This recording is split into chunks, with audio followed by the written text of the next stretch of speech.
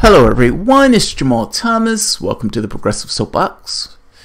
I need to do this one I need to do this one. I gotta be honest, I've been looking at multiple stories on this and I don't understand the celebrations that are taking place. But let's talk about the story. Maybe I'm missing something that someone could elucidate for me. So I see an article saying a major step has taken place. Let me check my sound first.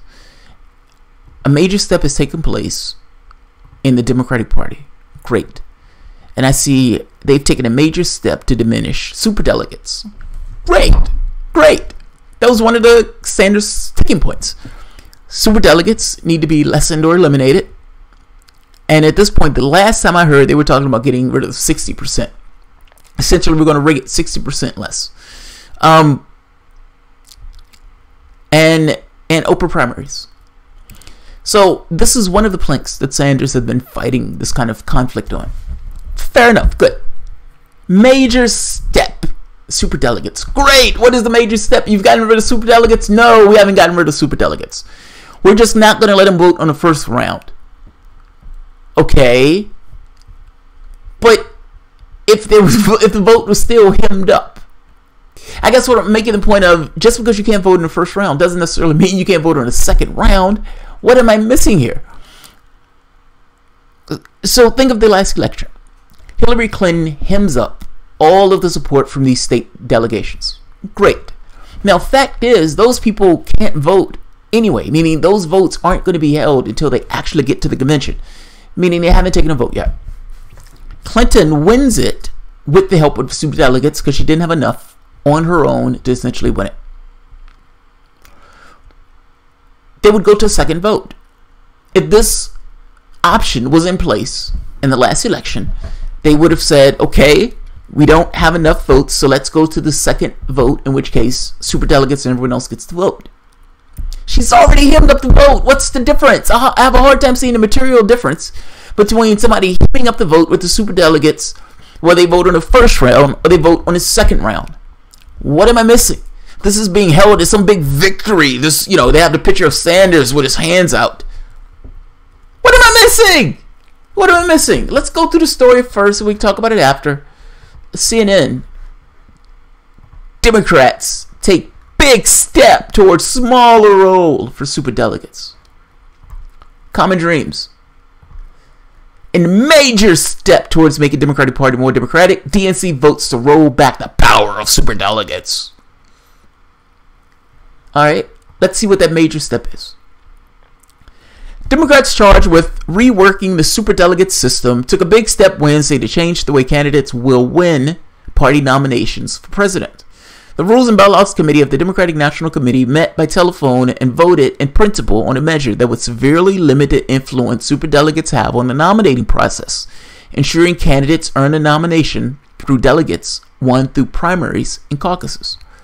Under the proposal, superdelegates who are typically party leaders or officials would not be able to vote on the first ballot for the presidential nominee at the Democratic Convention unless a candidate has already earned enough delegates to win the nod outright without the superdelegates.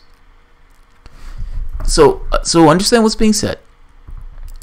Say you have Sanders and say you have Clinton. Please use 2016 because all of this came from that. Sanders and Clinton are running in a race. Let's say Clinton clinches it. She wins the nomination. Well, at that point, they say, look, everybody can vote. The person has already won, so we don't necessarily care. Now, Sanders could win it on superdelegates, but at that point, it's too late. Clinton has already clinched the nomination. The nomination was clinched through the primary process, not through the superdelegate process. I hope I make that clear. Now, flip it to this one, this time around. Within the first vote, Clinton was able to win it because she had the superdelegates to push her over the edge. They didn't need to go to the second vote. They're just trying to make the point of saying superdelegates can vote only if the nomination at this point has already been clinched. It makes their vote perfunctory, but it still allows them to vote. That's just a weird wording in the way they go about it, but it makes their vote perfunctory at that point. You can vote, but it's not counted because it's already been clinched. Let's go to the second one. Under the proposal, superdelegates who are typically party leaders... I read that one. The DNC secretary would certify the primary caucus results after the final state contest to determine if superdelegates would be eligible for a first ballot vote. The changes stem from a deep lack of trust Senator Sanders supporters have for superdelegates during the 2016 run for president against former Secretary of State Hillary Clinton. The early support of superdelegates was viewed by Sanders supporters as having tipped the scale for Clinton. Have you ever seen those experiments where they would, it's like a line test. Like they would have a bunch of people in a room and they would ask one person after the next, which line is longer? Let's say you have 4 different lines. There's one that's obviously longer. Let's say A is the longest line. But let's say more people in the group say D. And it's clear that D is far, far shorter than A. When it gets to the last guy, oftentimes that guy lumps in with the group and says D, even though he can look at it and he knows in his head, he's like, A is a longer line. But all of these people are telling me that D is longer, so I'll go with D. It's a weird feature, but it is part of who we are as human beings. That's something that we see in labs. At least in experiments I've seen with it, there's a certain, not everybody does it, but there's a certain percentage of people, a large percentage of people, that would lump in with the group. If you start a contest showing Hillary Clinton with an unassailable lead because you're lumping in superdelegates, it gives a bias from the public when it looks at who it's going to vote for. In some cases, it may make the person disinterested in the process because I can vote for Sanders, but it doesn't really matter. Or in other cases, people lump in with the group. Yes, it matters. It matters a great deal. Let's see. Sanders, who has not announced plans for 2020, applauded the decision.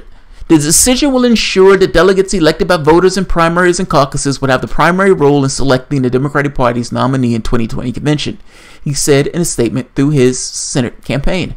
This is a major step forward in making the Democratic Party more open and transparent. I applaud their actions. I'm glad he does. This seems tepid at best. Here's how it works in 3 scenarios. Scenario 1. A candidate earns a majority of all delegates, pledged, super, etc. Outcome. The delegate can vote on the first ballot. He earns it all, so it doesn't really matter. Scenario 2. A candidate earns a majority of pledged delegates only. Only pledged delegates vote on the first ballot for the president. The candidate with the majority of pledged delegates would then become the party's nominee. I win outright. I have enough votes. I win outright. We don't need to go to a second vote. Superdelegates are not necessary. I just won. No candidate earns a majority of either pledged or all delegates. For example, if 3 candidates win delegates and stay into the convention. Outcome. Only pledged delegates vote on the first ballot. Pledged delegates could still change their vote to avoid a second ballot if their candidate drops out and releases them, in which case they could vote for their personal preference. If no candidate wins on the first ballot, in the scenario 2 or 3, superdelegates would be eligible to vote on all ballots preceding. All delegates become unpledged after the first vote. The last Democratic convention to go beyond the first ballot was 1952. The committee was nearly unanimous in its decision, but there were detractors. Don Fowler, the former DNC chair who had been with the DNC when superdelegates were created in 1980 election, firmly opposed the decision. I find it a little ludicrous to take seriously the notion that if the majority is attained on the first ballot, then the automatic delegates will get a chance to vote for something that will be truly meaningless. That's exactly what I said. He's right. He said, if you take the vote away from the members of the DNC, state chairs and vice chairs and other members, you'll find that the quality of the DNC members and the state chairs and the vice chairs over a period of time will decrease because there won't be as much value in spending time with the party on behalf of the party. That's interesting. That argument, the crux of that argument is, look, we need to give them something. We give them something, and if we give them something, some power, something, some distinction between who they are versus who everyone else is, we can keep them entrapped into the party itself. Meaning these people do this because we're incentivizing them to do it by the power that we're giving them to be superdelegates. That's what it sounds like his argument is. If we get rid of the power of superdelegates, we lose the attachment to the party of some people. Essentially, do you honestly believe that those people are staying with the party purely because they get a superdelegate vote? Maybe, but if that's why people are accruing around your party, maybe you do need different people. Some members said on the call they are supporting the proposal even though they think the superdelegates haven't changed the outcome of the Democratic nomination process in the past, but recognize the public distrust it has caused. Some members of Congress who are superdelegates by virtue of their role in Congress have met with Perez previously to protest the changes proposed that led to Wednesday's vote. We all agree that there needs to be reform, but I am disappointed with this too complicated plan, North Carolina Representative David Prince said in a statement to CNN. Prince was executive director of the Hunt Commission that led to the creation of superdelegates after the 1980 election. I love that. The people who were there in the creation of superdelegates was like, I don't like this. I like the superdelegates plan. I like it. We should have more power in the process of making our vote. More power in this political process. Think about what they're arguing for, though. Are we a public ruling ourselves or not? And if you're part of the democratic process and you're in the democratic machine, meaning the Democratic Party, and you're making this argument that superdelegates who hold the votes of thousands of regular people should be a part of your political process, I would say there's something wrong with your thinking. I would say there's something massively wrong with your thinking. Is it public rule or not? Is it public rule or not? What do you need superdelegates for? Because you believe you know better than us? Well, make that argument. Say that, in fact, I don't even have to say that. One of your people did make that argument. It's like, the public, what does the public know? We know better than the public. We can make these choices because we know these people. Think stuff like that. Look, at the end of the day, superdelegates allows one person to have the vote of thousands. The vote of thousands. So Bernie Sanders can win Vermont by like 80-something%. And yet, what's his name? Howard Dean, with the superdelegate vote, can place that delegate vote for Hillary Clinton. Doesn't matter what the public wants. He wants and loves Hillary Clinton. That is not representing his state. That is doing the opposite of what his state wants. And yet, that's allowed. They didn't make those votes because they thought that person was the best person. They made those votes for Clinton because she had hemmed those votes up before the electoral process even took place. In this kind of sleazy deal of money laundering where they thought they were going to get something back for it. They didn't. They got like 1% of the money back for it. Congratulations. You got ahead. And she lost. Look, I guess this lessens their power in the sense where you can't elect somebody on the first thing. But nothing would have changed. I don't see how this is such a major step. I don't see it.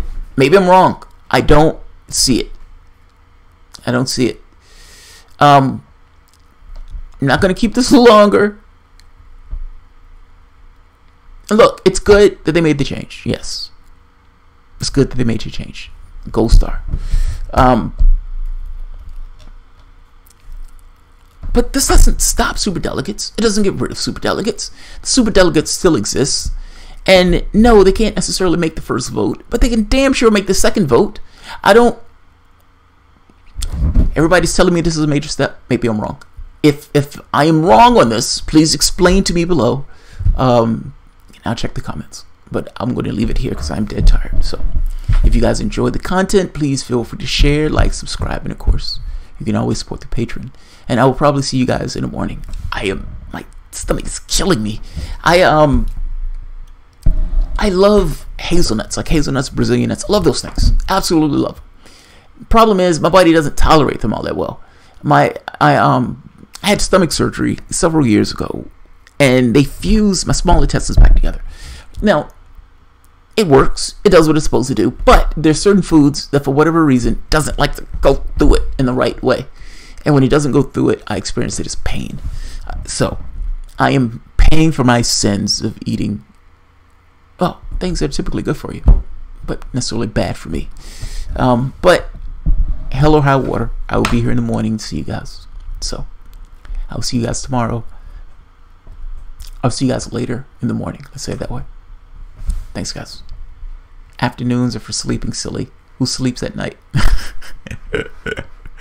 That's right, Danny. I agree. I agree.